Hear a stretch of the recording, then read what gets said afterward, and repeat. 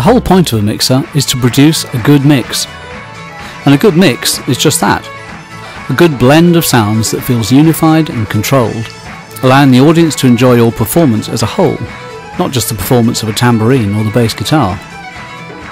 Achieving this involves many things, from the quality of the sound and musicianship coming off stage, to the miking, EQ, to how various instruments are adjusted as the performances take place. As with EQ, less is very often more. If you see an engineer playing with faders like they're some sort of arcade game during the show, you can be pretty certain that there's either something drastically wrong going on, or that they're just a complete novice. One of the ways to minimise obtrusive changes to the levels of individual sounds is to group like-minded sounds or parts together. If, for instance, the drums in general are a bit quiet, you can then gently raise the level of every drum channel using just a single fader. And that's what this fader does here, marked Group 1-2. On the MG16-4, you place a channel onto a group bus simply by pressing the 1-2 button. You can monitor on headphones what is being sent to the group bus by switching between the group and stereo, i.e. the main stereo outputs, using this switch. And obviously, just because you want to be able to control a group of like-minded instruments as a group, you still want them to go out of the main stereo mix as well. Well, actually there are times when you want a group submix, as it's often referred to be separately controllable, if for instance you want to send a group mix out to a recording device. This switch allows you to send the group submix to the main stereo bus, or not. The MG16-4 has groups 1 and 2, and just a single fader marked Group 1-2. What's the point of having two group channels if you only have one fader, you might ask? As is often the case, the channel's pan control can affect a signal not just left and right, but also to buses 1 and 2. Although you have just a single fader in this instance, there are two independent group output jacks, so you could say, send all the vocals out of Group 1 and all the drums out of Group 2, just by assigning the channels accordingly using the pan control. Using groups buys you flexibility.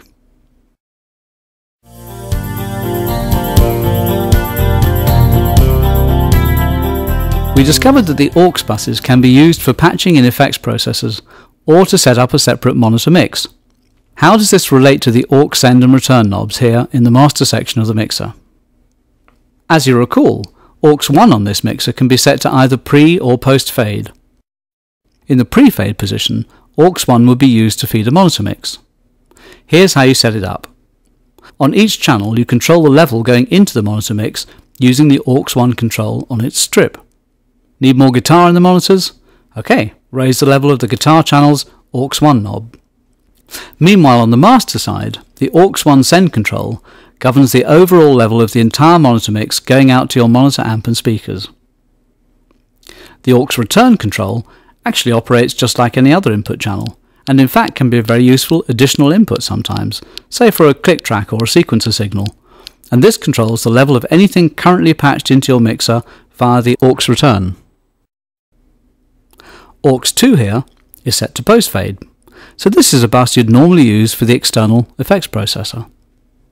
Again, the aux 2 send control governs the strength of signal going into the effects processor, and aux 2 return the strength of affected signal coming back to be added into the main mix. Finally, this knob here marked ST governs the level of aux 1 and 2 that you want going into the main stereo mix, i.e. your out front sound. If you have, say, an external reverb unit patched into aux 2, the beauty of this system is that you can send varying amounts of each input to the reverb via the aux 2 knob on the respective channel. So you can add just a touch of reverb, say, onto the snare drum,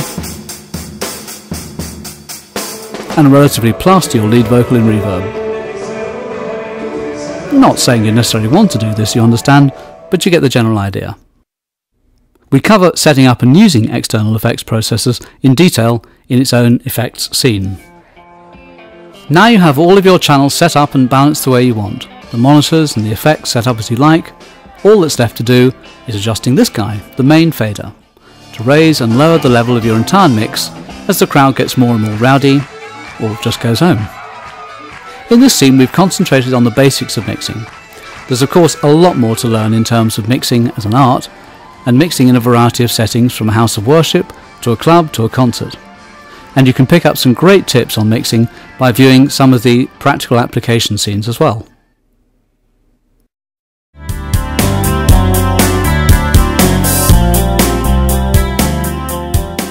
A powered mixer is, as its name suggests, a mixer with a built-in power amplifier.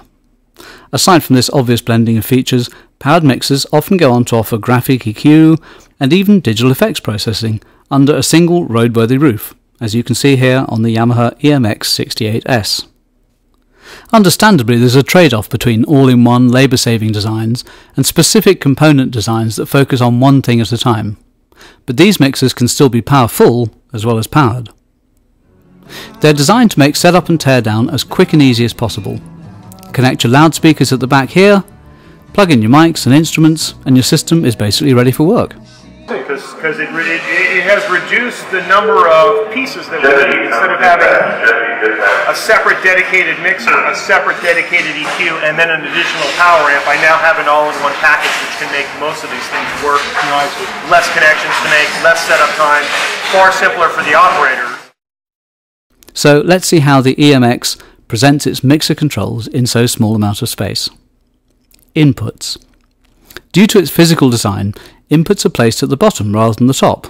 Well, you don't want a whole bunch of cords covering up the rest of the channel strip, do you? Out of this mixer's 6 input channels, 4 offer a choice of balanced XLR inputs for mics, plus a high and super high Z 1/4 inch jacks.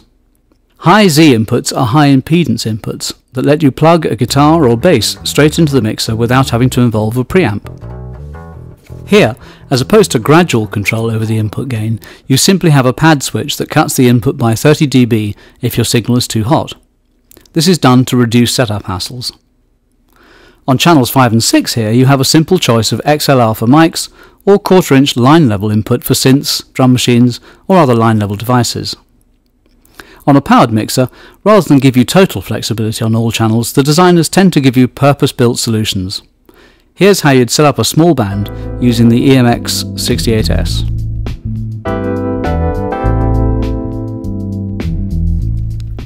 And here's how you'd set it up for something like a conference with multiple microphones and recorded music coming off a CD.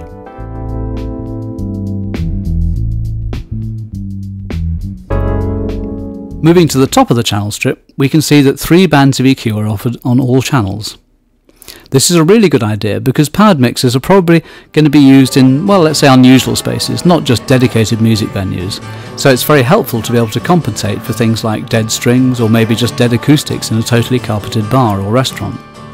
In place of open-ended aux bus sends on a channel, like you find on a console-style mixer, here you just have a dedicated monitor control, which really is just an aux end set to pre-fader, and this lets you send the required amount of that instrument to a separate monitor mix.